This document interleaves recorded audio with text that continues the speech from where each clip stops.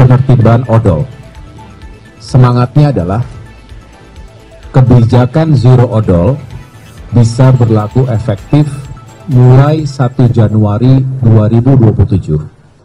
Saya bersama sejumlah pejabat di lingkungan Kementerian Koordinator Bidang Infrastruktur dan Pembangunan Kewilayahan dan juga para pemimpin dari berbagai KL yang sejak awal mengawal isu penertiban kendaraan odol, overdimension overload, yang menjadi perhatian publik secara luas dan tentunya mendapatkan atensi khusus baik dari Bapak Presiden Prabowo Subianto maupun dari Parlemen, dari DPR RI. Saya bersama Kepala Badan Pusat Statistik Ibu Amalia Adininggar Widya Santi, kemudian Wakil Menteri BUMN Bapak Kartiko Wirjoatmojo, Wakil Menteri Ketenagakerjaan Bapak Afrian Syahnur, dan Bapak Ibu lainnya yang mohon maaf tidak dapat saya sebutkan satu persatu. Hari ini kami kembali membahas progres dari penertiban odol. Semangatnya adalah kebijakan zero odol bisa berlaku efektif mulai 1 Januari 2027. Ini yang sedang kami ikhtiarkan. Mohon teman-teman media juga berkenan membantu menyuarakan ini, karena edukasi, sosialisasi itu butuh berbagai platform, dan tentunya teman-teman media punya kekuatan dan pengaruh untuk bisa turut menyampaikan pesan baik ini kepada masyarakat luas. Mengapa saya sampaikan ini perlu didukung? Karena realitasnya sudah sekian lama, bisa dikatakan belasan tahun, pemerintah, semua stakeholder berupaya untuk menghadirkan solusi yang lebih permanen. Bisa dikatakan seringkali menemui kebuntuan di sana-sini. Oleh karena itu, bismillah kami mencoba kembali mengikhtiarkan berbagai upaya, terutama melalui sinergi dan kolaborasi yang semakin efektif.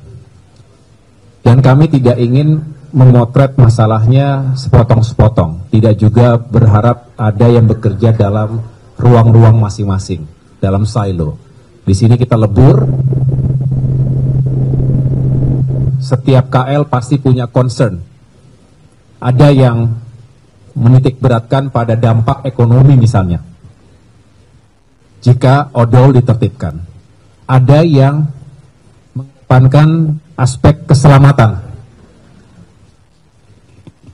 dan ada juga yang memikirkan dampak sosial. Jadi banyak aspek yang tentunya perlu kita pertimbangkan dan juga kita bahas secara utuh. Tidak boleh ada yang merasa lebih penting dari yang lain. Tetapi ketika harus diletakkan pada prioritasnya, tentu keselamatan manusia tidak ada yang lebih tinggi dari itu.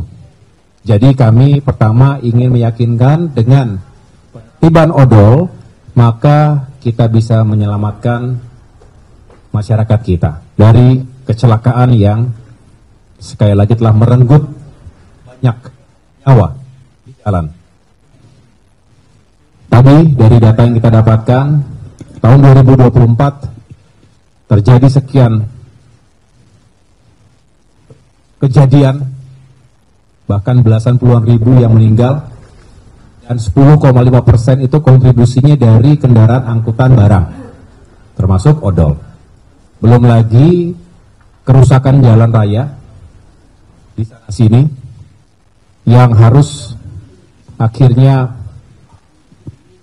membutuhkan perbaikan. Triliunan rupiah setiap tahun harus dikeluarkan untuk bisa memperbaiki jalan-jalan rusak. Ini juga salah satu dampak ekonomi yang bisa ditimbulkan dari odol. Tapi kami juga memahami bahwa tantangannya banyak. Dan oleh karena itu tidak ingin sembrono, tidak ingin gerasa gerusu, kami memohon kepada BPS Ibu Amalia sudah memaparkan dengan gamblang, walaupun studi dan analisanya masih terus dilakukan, perlu waktu untuk menuntaskan. Kami mengambil sampel 2 provinsi yang kontribusinya signifikan, yaitu DKI Jakarta dan Provinsi Jawa Barat. Kontribusinya bisa dikatakan 30% terhadap PDB kita. Dari situ kita melihat memang ada dampak, tetapi sebetulnya yang menarik adalah jika kita bisa menertibkan sekaligus mengawal kebijakan zero odol ini, justru ada dampak positif pada ekonomi. Selama ini dikatakan bahwa nanti akan meningkatkan inflasi, akan meningkatkan biaya transportasi, benar.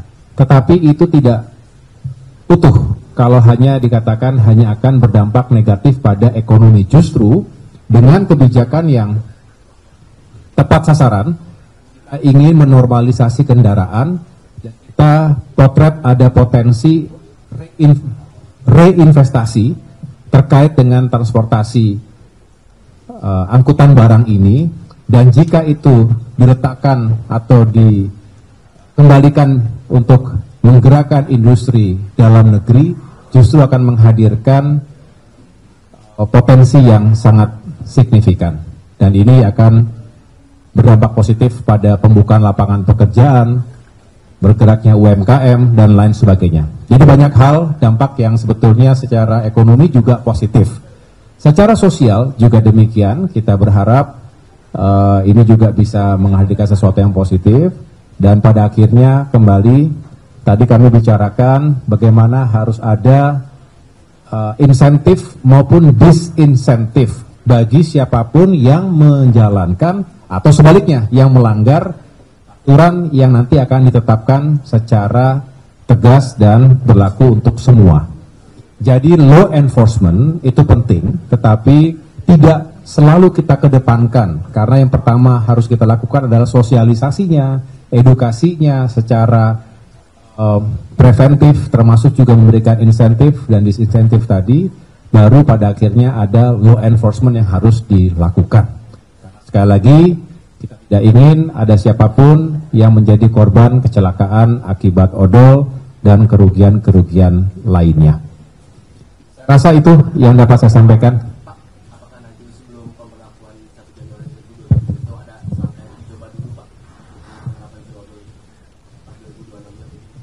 Ya, nanti akan ada secara bertahap yang akan dijelaskan pada saatnya. Yang jelas kami masih dalam tahap menyempurnakan berbagai skema, ya, skema agar sekali lagi tidak hanya menertibkan tapi tanpa solusi yang berkelanjutan, tanpa solusi yang komprehensif. Tadi makanya dari Kementerian Perindustrian, Kementerian Perdagangan, Kementerian BUMN, lain juga tadi ada Kementerian Tenaga Kerja, Kemdagri, termasuk dari Bappenas, semuanya curahkan gagasannya, ya. Tetapi kita nanti akan benar-benar mengambil kebijakan atau keputusan yang paling baik yang bisa kita hadirkan, termasuk nanti didahului dengan sejumlah trial, ya, uji coba di sejumlah lokasi, ada pilot project dan lain sebagainya akan kita jelaskan kemudian.